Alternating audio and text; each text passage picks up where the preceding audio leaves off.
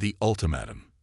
The Terran Diplomatic Corps building stood as a monument to humanity's aspirations, a gleaming structure of glass and titanium reaching toward the stars. Inside its grand atrium, Ambassador Lucia Santos stood alone before the holographic display, watching as the message from the Vraxian High Council repeated for what felt like the 100th time. The alien's 8 eyes blinked in unison as its mandibles clicked with unmistakable contempt. Humanity. The Vraxian Grand Admiral Zixtor's voice resonated through the chamber. Your petition for protection under the Galactic Covenant has been reviewed and rejected. Your species represents nothing of value to the greater cosmic community. Your technology is primitive, your military capabilities laughable, and your resources unremarkable. The Vraxian Empire claims your solar system as our rightful territory. You have 30 Earth rotations to surrender unconditionally. Resistance will result in your complete eradication. The transmission ended, leaving Ambassador Santos in silence. Humanity had only achieved faster-than-light travel 15 years ago, and in that short time, they had discovered a universe teeming with life and danger. The Vraxian Empire controlled nearly 30% of the Milky Way, their biomechanical technology centuries beyond Earth's capabilities. Their warriors stood 3 meters tall, with exoskeletons that could withstand direct hits from Earth's most powerful weapons. Santos tapped her neural implant, connecting directly to the Global Defense Council. They've made their decision, she said simply. 30 days. On the other side of the world, in a facility buried deep beneath the Antarctic ice shelf, Commander Ilara Chen didn't flinch when the news arrived. The tall, scarred veteran had been preparing for this day since first contact. Unlike the public-facing governments that had pleaded for peaceful integration, Chen and her international team of scientists, engineers, and military specialists had been working on Project Singularity, humanity's ultimate contingency plan. They finally shown their hand, she said to the assembled team in the command center. Prep the Prometheus array. Full activation in 28 days. Dr. Marcus Way, the project's lead physicist, looked up from his holographic calculations. Commander, we haven't completed the final stabilization protocols. Using the array at this stage could result in unpredictable consequences. And waiting means certain extinction, Chen replied, her voice steady. The Vraxians have conquered 17 species in the last century. None survive as anything more than slaves. I'd rather roll these dice than accept that fate for Earth. Over the next 4 weeks, humanity put on a show of conventional military preparation. News networks broadcasted images of space-based defense platforms being deployed, ground-to-orbit missile systems tested, and fleet maneuvers conducted around Jupiter's moons. The United Earth government publicly called for negotiations while privately evacuating key personnel to hardened underground facilities. The Vraxian diplomatic channels responded with only mockery. Their intelligence had mapped every aspect of Earth's visible defenses and found them wanting. Their warships, massive, living structures grown rather than built, began to assemble at the edge of the solar system. Each one was the size of a small moon, housing millions of warriors eager to claim new hunting grounds. 27 days after the ultimatum, the Vraxian advanced scout ships entered the orbit of Neptune. Earth's outer defense platforms engaged automatically, launching salvos of nuclear-tipped missiles. The explosions briefly outshone the distant sun, but when the radiation cleared, the Vraxian ships continued their advance, completely undamaged. As expected, Commander Chen noted as she watched the feed in the Singularity control room. Their shields convert radiation into energy. They're actually stronger now. Dr. Wei nodded grimly. The array is at 98% capacity. We've stabilized the quantum field as much as possible, but there's still a 12% chance of dimensional backlash. Those are better odds than we'll get tomorrow, Chen replied. The day before the ultimatum expired, the Vraxian command ship positioned itself between Earth and its moon. Nearly 200 kilometers in length, its biomechanical hull pulsed with veins of blue energy. From its communication array, Grand Admiral Zix-Tor broadcast his message to every device on Earth. Humans, the Admiral's mandibles clicked with amusement. Your pathetic defenses have already failed. Your nuclear weapons strengthen us. Your electromagnetic pulses cannot penetrate our living holes. Your encryption has been broken. We have studied your history, a species that spent millennia killing each other over resources and ideology. You never deserved the stars. The transmission showed images of Vraxian warriors preparing boarding craft. We will not bombard your cities from orbit. That would be too merciful. My warriors crave the honor of hunting your kind personally. They will begin landing tomorrow at your sun's zenith. Those who surrender will serve as food stock. Those who resist will become trophies. In Washington, D.C., the United Earth President delivered a solemn address, calling for calm and unity in humanity's darkest hour. In New York, Tokyo, Lagos, and every major city, civilians prepared for what many believed would be their last night of freedom. Religious centers overflowed with those seeking comfort. Others took to the streets in a final celebration of human life and spirit. But beneath the Antarctic ice, Commander Chen gave the order that would change galactic history. Initiate Prometheus Protocol. Authorization Chen Delta 739. The facility hummed with power as the Prometheus Array, a ring of 12 quantum accelerators surrounding a central singularity chamber, began to spin. What the Vraxians couldn't know, what no other species had discovered, was that humanity had stumbled upon something revolutionary. Not a weapon of mass destruction, but something far more subtle and devastating. Quantum entanglement achieved, Dr. Wei reported, his voice steady despite the sweat beading on his forehead. The array has locked onto the Vraxian command ship's central nervous system. Chen nodded. The Vraxians' greatest strength, their biomechanical technology, was about to become their greatest vulnerability. Begin phase shift. The array pulsed once, a ripple of energy that was virtually undetectable to conventional sensors. In orbit, the massive Vraxian command ship shuddered almost imperceptibly. Only the most sensitive instruments could detect what was happening. Every quantum particle in the ship's biological components was being entangled with its counterpart in a parallel dimension, one where the laws of physics operated slightly differently. Grand Admiral Zix-Tor felt a strange sensation in his exoskeleton, a vibration he couldn't identify. On his command bridge, bioscreens flickered with anomalous readings. Before he could issue orders, every organic component in the Vraxian flagship simultaneously experienced the same quantum shift. The massive vessel didn't explode. It didn't break apart. Instead, it simply changed.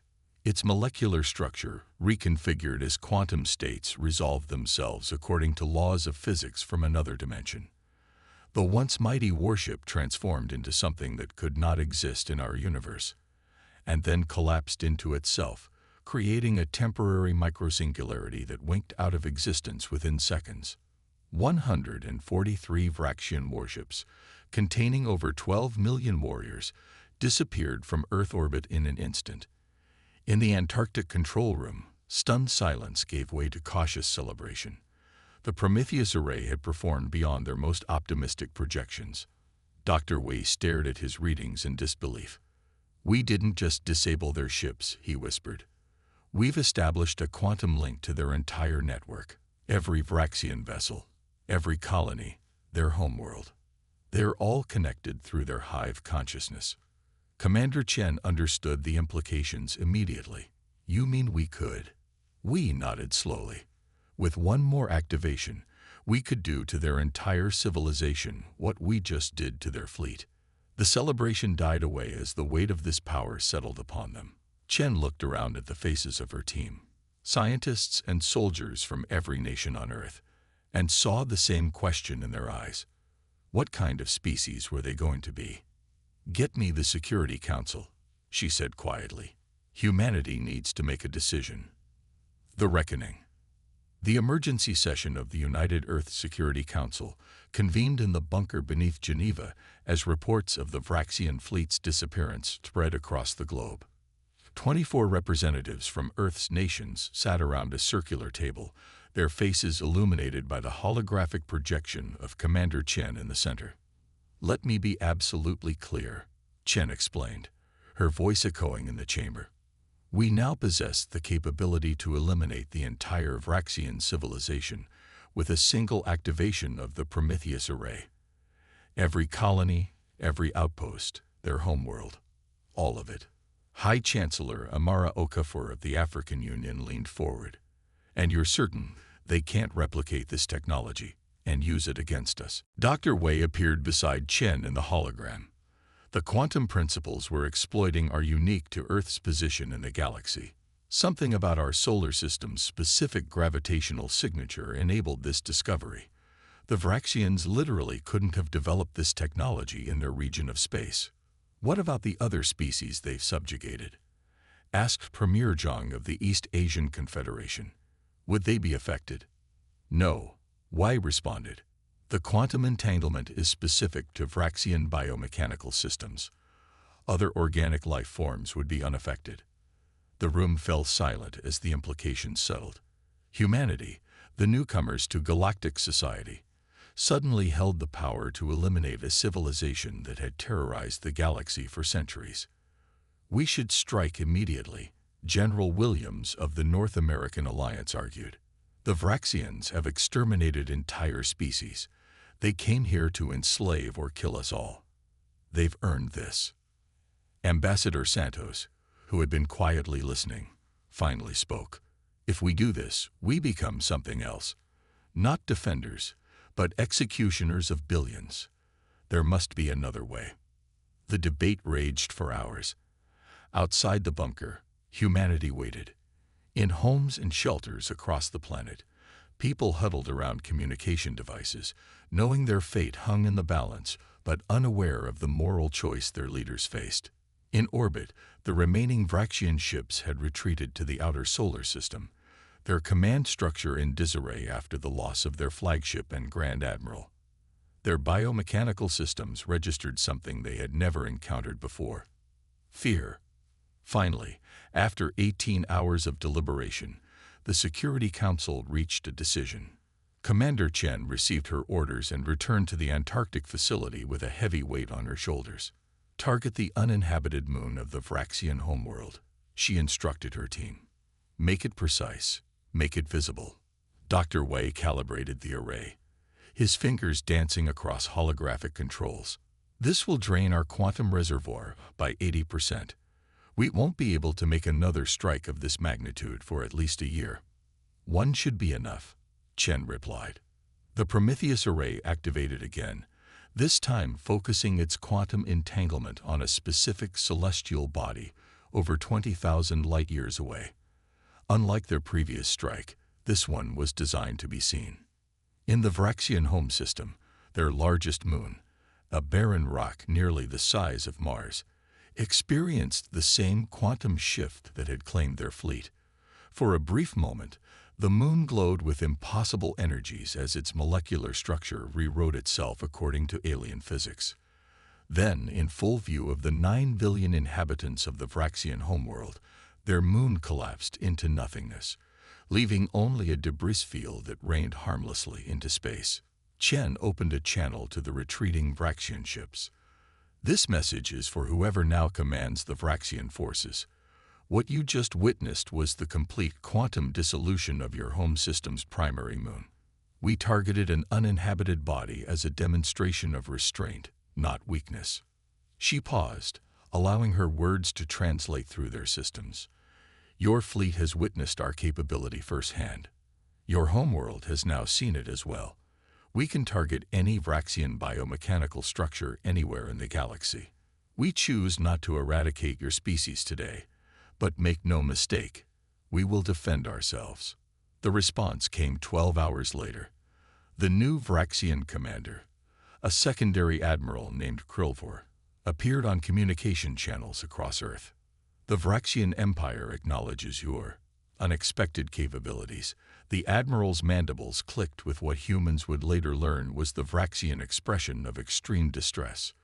"We propose an immediate cessation of hostilities and the beginning of true diplomatic relations. In the weeks that followed, the Galactic Council, which had previously rejected Earth's petitions, convened an emergency session. Species that had suffered under Vraxian oppression for generations suddenly found their tormentors withdrawing from occupied territories. The balance of power that had defined galactic politics for centuries shifted overnight. Ambassador Santos stood before the Council 3 months after the Vraxian retreat, the first human to address the assembled representatives of over 400 spacefaring civilizations. "Humanity does not seek empire," she declared. "We do not desire conquest or subjugation. What we demonstrated was not a weapon of choice, but of last resort. We ask now to join this council, not as conquerors, but as partners in ensuring that no species faces extinction at the hands of another." The council chambers, once filled with dismissive murmurs about primitive humans, now fell silent with respect, or perhaps fear. The Aldebaran representative, whose people had nearly been exterminated by the Vraxians a century earlier, was the first to speak. "Your species has existed on the galactic stage for less than 2 decades, yet you have accomplished what the combined forces of 100 worlds could not. The question before us is not whether humans deserve a place on this council, but whether this council deserves humanity's participation." On Earth, life began to return to normal, though forever changed by the knowledge that humans were no longer alone, or helpless, in the universe. The Prometheus Array remained under heavy guard, its existence now common knowledge among galactic civilizations, serving as both protection and burden for humanity. Commander Chen, who had become something of a reluctant global hero, requested reassignment to a remote monitoring station on Europa. Before leaving Earth, she met with Dr. Wei one last time, at a small cafe in New Zealand, one of the few places where she wasn't immediately recognized. "Do you ever wonder if we made the right choice?" Wei asked, looking out at the peaceful harbor. Chen considered the question carefully. "I wonder every day. We could have eliminated a species that has caused untold suffering across the galaxy. But then, who would we have become? Gods," Wei said quietly, "or monsters? Maybe both." "The Vraxians are withdrawing from their conquered territories," Chen noted. "The species they enslaved are regaining their freedom. And it happened without genocide." We nodded slowly. This time. They sat in silence, watching fishing boats return to harbor as the sun set. Humanity had proven itself more formidable than any species had anticipated, including, perhaps, humans themselves. They had demonstrated not just technological ingenuity, but moral restraint in the face of nearly unlimited power. Above them, the stars began to appear in the darkening sky, no longer distant, unreachable points of light, but destinations where human representatives were now being cautiously welcomed. The galaxy had learned that Earth was not to be dismissed or threatened. Whether humanity would be known as peacekeepers or conquerors remained to be written in the annals of cosmic history. What was certain was that no one would mock Earth's defenses again.